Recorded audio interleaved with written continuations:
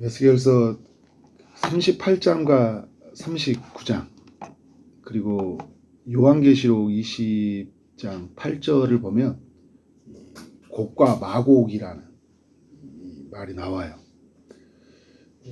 곡은 무엇이고 또 마곡은 무엇인가? 여러분들 한 번씩은 들어보셨죠? 곡과 마곡에 관한 이야기. 요한계시록을 깊게 읽어본 사람들은 그 곡과 마곡이라는 이야기를 많이 들었을 거예요.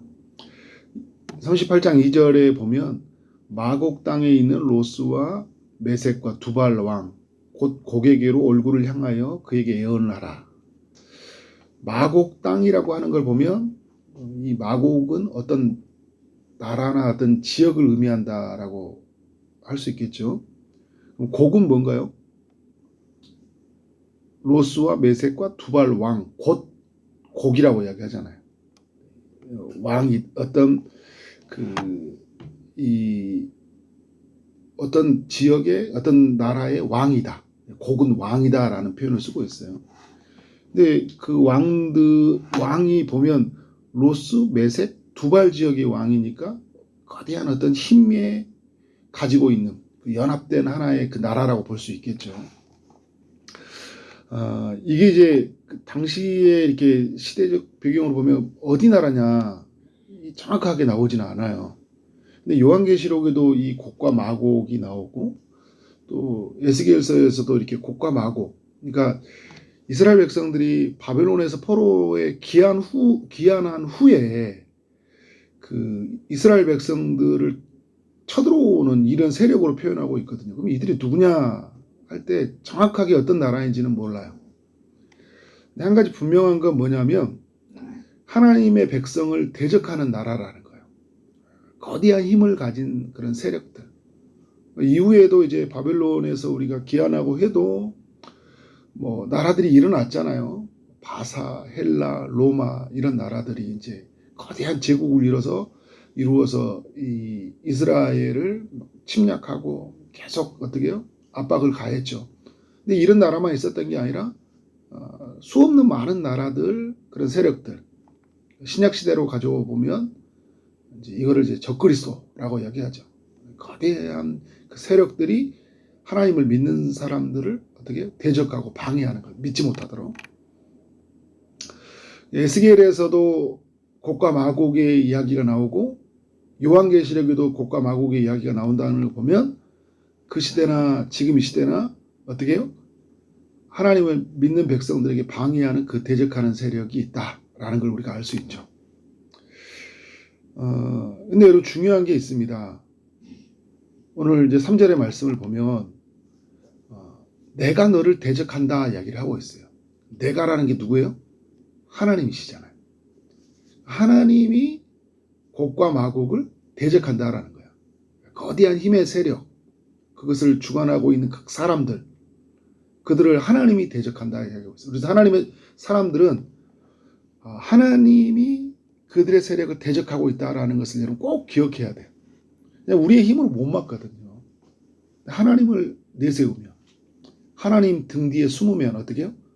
그들과 싸울 수 있어요? 못 싸워요? 싸울 수 있는 거예요. 우리는 다윗과 골리앗의 싸움의 이야기를 통해서 누가 이기는지를 알잖아요. 누가 이깁니까? 만군의 여호와 이름을 의지하는 사람이 이기는 거잖아요. 항상 우리는 하나님의 이름을 가지고 살아야 돼요. 하나님을 앞세우고 살아야 돼요. 하나님의 그늘 안에 있어야 돼요. 그의 이름으로 싸워야 되거든요. 이 곡과 마곡의 특징들이 있는데 보니까 이제 4절부터 이렇게 쭉 나와요. 그러니까 기마병, 말, 군대, 그리고 완전한 갑옷, 완전 군장을 하고 있어요. 큰 방패와 작은 방패를 가지고 있다. 칼을 잡고 있다. 이런 걸 보면 어떤 특징이 있습니까? 곡과 마곡은 굉장히 강한 세력이다. 굉장히 강한 세력이에요. 철저하게 여러분 무장되어져 있어요. 그래서 여러분 그 에베소서에서 사도 바울이 우리에게 전신갑주를 입으라고 하잖아요. 복음에. 왜냐하면 우리를 대적하는 세력은요, 그냥 이렇게 뭐 막대기 하나 들고 우리를 따라오지 않아요. 우리에게 쫓아오지 않아요. 완전 이렇게 무장을 하고 따라온다. 우리에게 찾아와서 우리를 어떻게 공격을 한다니까요. 굉장히 강한 힘으로. 두 번째 특징이 있어요. 여기 보면 5절에 보니까 그들과 한 방패와 투구를 갖춘 나라들이 소개하고 있죠. 바사와 구스와 붓. 6절에 보니까 고멜과 또 북쪽 끝에 도갈마 족속이라 이렇게 이야기를 하고 있어요. 이미 이 왕이 보면 로스 메색 두발 왕이라고 하잖아요. 이게 거대한, 그러니까 같이 연합한 왕들이에요. 근데 그들이 또 여러 나라들을 힘을 모아가지고 있는 거예요. 이게 또 에베소서에 보면 어떻게 해요? 그 공중 권세 잡은 각 사단과 그 사단의 졸개들의 이야기를 하잖아요. 거대한 힘의 세력, 사단이. 그러니까 여러분 우리가 뭐 누구 한 명 졸개 한 명 보내가지고 우리를 공격하지 않는다니까요. 군대로 보면 한 사단이 오는 거예요. 거대한 병력을 끌고 최만석이라는 사람, 초지동산교회라는 사람, 기쁨동산교회라는 사람, 안산에 있는 교회를 어떻게 해요? 막 쳐들어오는 거예요. 보이지 않는 영적인 세계에서는 그게 이루어지고 있는 거죠, 여러분. 그러니까 이 세상을 영적인 눈으로 보면은 어마어마한 거죠. 그래서 여러분 우리가 이제 이걸 또 에베소서에 말씀에 가지고 가면 구원의 투구, 그죠? 성령의 검, 하나님 말씀을 가지고 살 수밖에 없는 거예요. 그래서 여러분 늘 깨어서 기도할 수밖에 없는 거예요. 이걸 뭘로 이기겠어요, 그죠? 하나님이 대적하게 해야 되니까. 늘 하나님이 도우시도록 우리가 기도할 수밖에 없는 거잖아요, 그죠? 거대한 힘의 세력으로 연합되어 있다. 또 하나 이렇게 보면요, 7절에서 이렇게 내용을 보면요, 너는 스스로 예비하되 너와 내 모든 무리들이 다 스스로 예비하고 그들의 우두머리가 될지어다. 이게 이제 이 곡과 마곡이 어떻게 하고 있어요? 준비하고 있다라는 거예요. 철저한 준비를 하고 있다라고. 그러니까 여러분 그냥 제가 계속 말했지만 어떤 졸기 한 명 보내고 그냥 이렇게 생각 없이 오는 게 아니에요. 우리 한 사람을 무너뜨리기 위해서 여러분 철저한 계획을 세우고 있어요. 근데 하나님도 우리를 향한 계획이 있었어요? 영원 전부터 우리를 향한 계획이 있잖아요. 나 한 사람이 하나님의 백성으로 살아가던 하나님의 철저한 플랜이 있어요. 우리가 그 계획에 맞추어 가야 돼요. 그 계획에 맞추어 가려면 어떻게 해요? 그래서 우리는 늘 하나님의 말씀을 봐야 되죠. 하나님 나를 향한 계획이 뭐냐? 교회를 향한 계획이 뭐냐? 우리 가정을 향한 계획이 뭐냐? 그래서 성령의 인도하심을 민감해야 돼요. 그래서 그 계획에 발맞추어 가야 돼요. 사단은 뭐냐면 우리를 이렇게 하나님의 계획 속에 살지 못하도록 어떻게 해요? 또 플랜이 있어요. 철저하게 준비합니다. 어떻게 하든지 그 하나님의 계획 속에 이탈되어서 어떻게 해요? 거기서 헤매이고 살게 하는 거예요. 지금 여러분 이 강명한 천사처럼 얼마나 우리를 유혹하는지 몰라요. 그럴듯한 세계로 탁 빠져들어서 있잖아요. 완전히 무너지게 만들어버린 거죠. 너는 그들의 우두머리가 될지어다. 그래서 이 곡이라는 이 왕이 어떻게 우두머리가 되어서 이 세상을 주관한 거예요. 탁탁탁. 우리 그것도 모르고 막 무너져요, 그죠? 얼마나 크게 무너지는지 모릅니다. 이제 그 8절에 보니까요, 여러 날 후에 말년에 내가 명령을 받고 그 땅 오래 항폐하였던 이스라엘 산에 이른다. 이제 어떻게 해요? 그 때가 되었을 때. 그러니까 이스라엘이 이제 바벨론에 돌아왔을 때. 그러니까 하나님의 계획은요, 바벨론으로 돌아가는 거잖아요. 그러니까 이스라엘 땅 바벨론에서. 그럼 이제 곡과 마곡도 계획을 세우는 거예요. 그래? 돌아가는 그들을 우리가 무너뜨리라.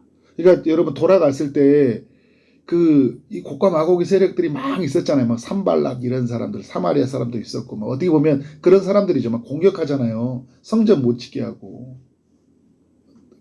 엄청 그 지혜를 가지고 막 방해하잖아요. 그래서 조서를 써가지고 바벨론, 페르시아 왕에게 막 모함을 하고 막 이런 세력들이 계속 등장하잖아요. 역사 속에서. 그래서 어떻게 합니까? 보면은 이스라엘 백성들이 이방에서 나와 다 평안히 거주하는 중이라. 오늘 또 말씀해 보면 평안히 거주하는 중에 공격해와요. 특징이에요. 여러분 우리가 평안할 때 있잖아요. 그때 공격해와요. 모든 게 다 갖춰졌을 때. 이루어졌을 때 빚도 갚고 뭐 또 다 하고 막 그러면 그때 인생의 이기가 막 많이 찾아온다고 이야기하잖아요. 평안할 때 어떻게 해요? 공격해와. 그 공격해 올 때 어떻게 하냐? 9절 이하 이렇게 보니까 올라오되 너는 모든 때와 너와 함께 많은 백성이 강풍같이 이루고 구름같이 땅을 덮으리라. 어마어마한 군대를 이끌고 구름처럼 와서 공격해 오는 거예요. 갑자기 여러분 우리가 6.25 때 전쟁도 그렇죠. 갑자기 쳐들어오면 막 감당이 안 되잖아요. 갑자기 막 여기저기에서 욥이 당한 시련처럼 여기 오면 또 저기 오고 저기 오면 또 저기도 오고 그래서 여러분 그들이 보면 이 깨를 10절을 보면 여러 가지 생각이 나서 악한 깨를 내요. 이게 사탄은요. 그리고 거대한 세력은요. 악한 깨를 내요. 마치 에덴 동산에서 아담을 무너뜨리듯이 악한 깨를 내요. 그래서 이제 이들이 11절 이렇게 보면 평안히 거주하는 백성이 나아가서 반복 또 이야기하고 있죠. 물건을 겁탈하고 노력하리라. 그들이 가지고 있는 걸 다 빼앗고 그래서 항폐하게 만들려고 하고 그리고 모든 짐승과 재물을 얻고 모든 백성을 치고자 하는 그 깨를 내요. 완전히 이 인간 무너뜨려야 되겠다. 깨를 내는데 근데 여러분이 이때 이들의 마음대로 안 돼요. 여러분 이 세상은 사단이 막 권세 잡고 공중 권세 잡은 자가 마음대로 할 것 같죠. 또 마음대로 안 돼요. 누가 방해하냐? 13절에 보니까 스바와 드단과 다시스의 상인들 그 부자들이 방해를 해요. 이 사람들이 좋은 사람은 아니거든요. 근데 하나님이 이들을 써요. 근데 왜 쓰냐면 이 사람들은 경제 논리로 생각하는 거예요. 왜? 고가 마곡이 와가지고 차지하려고 하면 내버려둬요? 안 돼요. 그러니까 왜 너희들이 가져가려고 그래? 아니 같이 가져가든지 막 이렇게 하면서 방해하면서 공격을 못하게 막는 거예요. 여러분 뭐 지금도 이렇게 보면 전 세계 열방 속에서 보면 막잖아요. 그죠? 러시아, 미국, 중국 어떤 하나가 독점을 하려면 왜 네가 가려고 그래? 막 하면서 막잖아요. 그죠? 막는 거예요. 근데 여러분 이런 세계사회 속에서 하나님의 보호하심이 있어요. 거대한 힘의 세력들이 막 자기들끼리 막 왔다 갔다 하는데 거기서 뭐요? 그늘이 생겨요. 하나님의 백성들이. 거기서 산다니까 또요. 근데 하나님이 이렇게 빼앗고자 하는 깨를 내었는데 하나님 막으시는 거죠. 이게. 오늘도 보면 여러분 이 말씀을 보면 이 마치 꼭 이 말씀이 곡과 마곡을 하나님이 그들을 움직이는 것처럼 말을 해요. 예언하면서. 이게 무슨 말이냐면 하나님이 그들을 그러면 악을 행하시냐 하는 게 아니라 악을 행하는 세상을 허용하고 계시거든요. 허용하고 계시는데 하나님의 플랜은 더 나은 플랜이 있는 거죠. 그러니까 결국은 하나님이 이 악의 세력을 무너뜨리셔서 어떻게 해요? 하나님의 백성들을 보호하시고 구원을 이루어 가시는 거죠. 그래서 오늘 그 3절도 그렇고요. 하나님이 대적한다. 그리고 6절에서 하나님이 그들을 끌어낸다 이야기를 해요. 이들을 끌어낸다. 그리고 이제 18절에 가보니까 이스라엘 땅에 치러 오는데 하나님이 허락을 해요. 그런데 여러분 이 허락은 그래 이스라엘을 치라는 의미가 아니에요. 뭐 어떤 의미를 가지고 있냐면 그래 너희들 이스라엘 땅으로 치러 와. 이스라엘 땅에 치러 오는 그때 너희를 멸망하겠다는 의미를 가지고 있는 거예요. 그러니까 여러분 우리가 공격을 받잖아요. 하나님의 백성들이. 그러면 왜 우리는 하나님 잘 믿고 있는데 왜 이런 일이 생겨납니까? 그때 하나님이 뭐냐면 이 악의 세력을 하나님이 심판하는 날이에요. 그러니까 악이 드러나야 되잖아요. 심판에 대한 하나님의 명분인 거죠. 그래서 하나님이 그 거대한 악의 세력들을 치기 위한 그 하나님의 계획인 거예요. 그래서 우리가 왜 이 세상을 하나님 이렇게 내버려 두십니까? 하는 게 아니라 하나님의 다 계획 안에 있는 거예요. 그래서 여러분 다 계획이 있구나라는 걸 우리가 또 말씀을 통해 알 수 있는 거죠. 그러니까 그들이 치러 온 날 하나님의 노여움이 하나님의 얼굴에 나타날 것이다. 그래서 여러분 어떻게 해요? 막 이스라엘 땅에 큰 지진이 일어나거든요. 그리고 막 전쟁이 일어나요. 근데 보니까 자기들끼리 칼로 찔러 죽여요.